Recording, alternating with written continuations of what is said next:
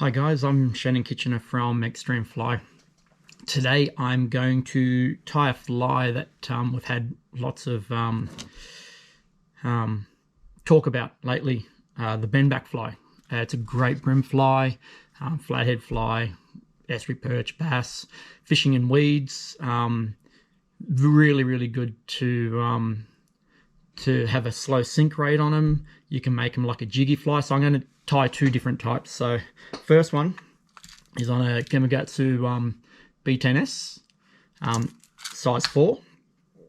So what I've got some jewelry pliers, flat nose, and I go in just to do the bend. Make sure it's all level. You have to slowly bend them. So nice slow bend. And that's what makes my platform. Okay, that's what's going to cover the actual, allow the material to cover the hook and to ride straight up. So this one I'm going to tie with a little bit of lead. So there's two different ways I do them. Tie them with this lead. So I've just tied some thread on. I've got some 0.035 lead. This, and I'm using 210 denier. That's the base that I use most of the time. So what I do is just wrap around. So this here allows it to keel the fly. And you can put more or less lead on. All depends on how much you want it to sink. For the bream, I like it just to sink down slowly. So what I'll do, I'll position it around about there.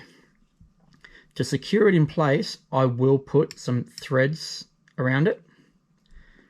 Tie some just as a bit of a dam at the bottom to stop that moving up and down.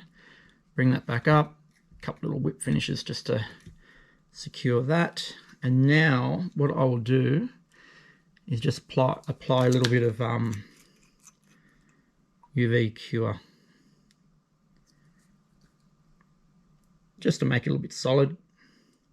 Let it soak all in, so it makes it one whole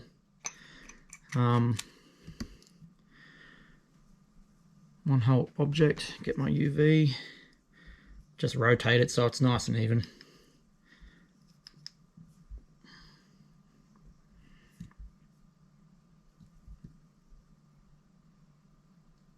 And that's my keel weight. So that's already done. Easy as that. It's really easy, quick fly to tie. I'm going to do it with two different materials as well. I've got this white bucktail. It's really nice. This will be my base. So I'm actually picking it from up here. This is the more subtle, so it's not going to flare out as much.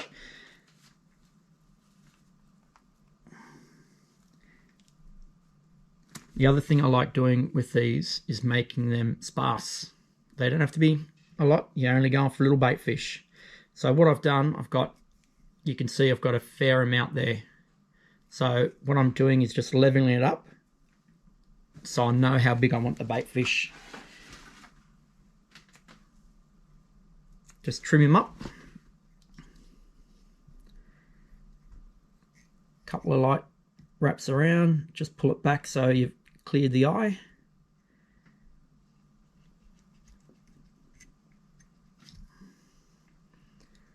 Just like that.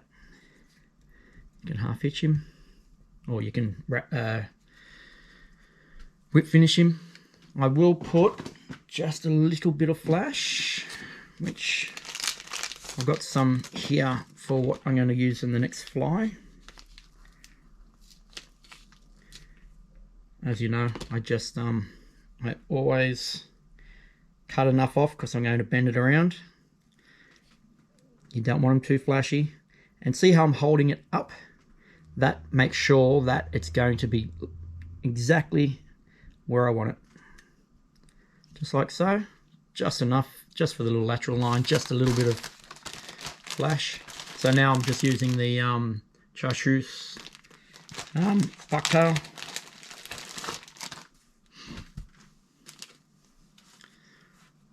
These are imported by EJ Todd and Sons. You check around all your tackle suppliers. Been around for a long time in Australia, serving the fly fishing community.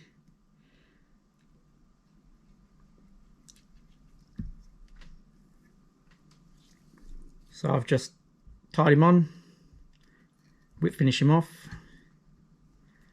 just like that. I'll use some UV flow or thin, whatever brand you're using.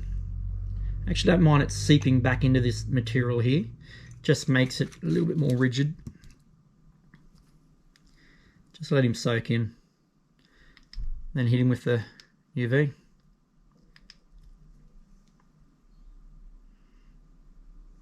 Really quick, easy fly. I won't put eyes on this one. You can do eyes on them. It can help, especially fisher after that. And as you can see, that is a perfect bait fish. You can trim off little bits of wispy. But as you can see, that goes through some weed or a snag. You can slowly bring it through. If the fish bites down on it hard enough, exposes that hook there, and there you have it. The fish will grab it. This next one, I'm going to do it on these Gamakatsu's Gamakatsu SC15s. So these both hooks are light gauge. So for your brim, really good. This is a shorter shank. So once again, I'm positioning it in. So I've got enough to tie that material on, make it nice and flat, and then I just apply pressure just under there, thumb underneath it just to secure it. And just enough. You can bend him a little bit more, have a muck around with your with what bend you like. If you need a bit more, bend a little bit more. So what I'm going to do on this one, this is a jiggy one. So that first one will slowly sink down like that, and then I can make him dart up and around. This one will sink head down, and then you can jig it. It's a little bit more erratic, which I do like. So once you've bent him, put your tungsten bead on, like so. Put him in your vise. Tighten him up. So with this one, you might need a little bit more on your bend, but I can work with this one. Just tie your thread in. So this color, I love this color. So this here is DNA Hollow Fusion. I've got it in a couple of different colors. So I'm just going to do a white bottom to represent the belly of a fish. I'll keep it quite long, and what I'll do is just trim it at the end to get what I want. Remember, pull him up, pull him forward a little bit. Just like that. So I'm just slowly tapering it back.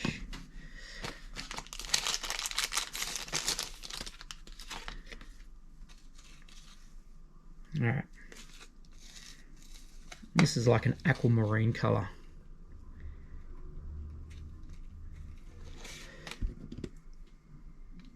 Cut him up to the top, then you're not cutting your material halfway in between.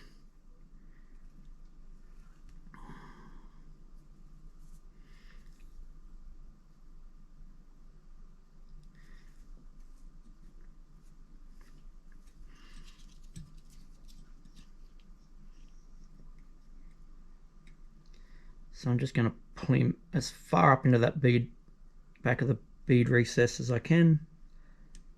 Hold him up, and then tie down on top.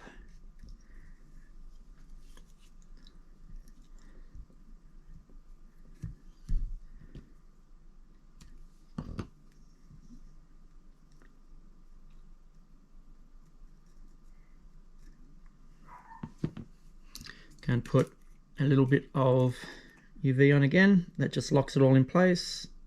What I'll actually do with this one, I'll just let that soak in. I will put, actually no, you'll be fine. You can put a bit of thin on, rotate it as you do it. So I'm just going to hold that up.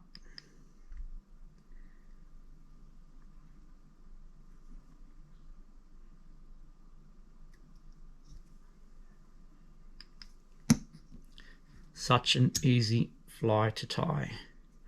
So that there is another really good little bait fish. Once it's in the water, it is absolutely amazing in color and the way it works. So that jig head will just dig down like that, and you just bring him back up and down. Instead of with this one just slowly sinks down like that, and you can make him come back up. But this one's, so a jiggy bendback is really, really cool. I like those ones. They both have the thing. So that's natural material with your bucktail. That's with synthetics with your DNA hollow. So hope you enjoyed it. Check me out. I'm on Instagram, Facebook, and obviously YouTube. Hit the like button and subscribe, share. It all helps me out. So thank you very, very much for watching again. I hope that you enjoyed it and learned something. Thanks.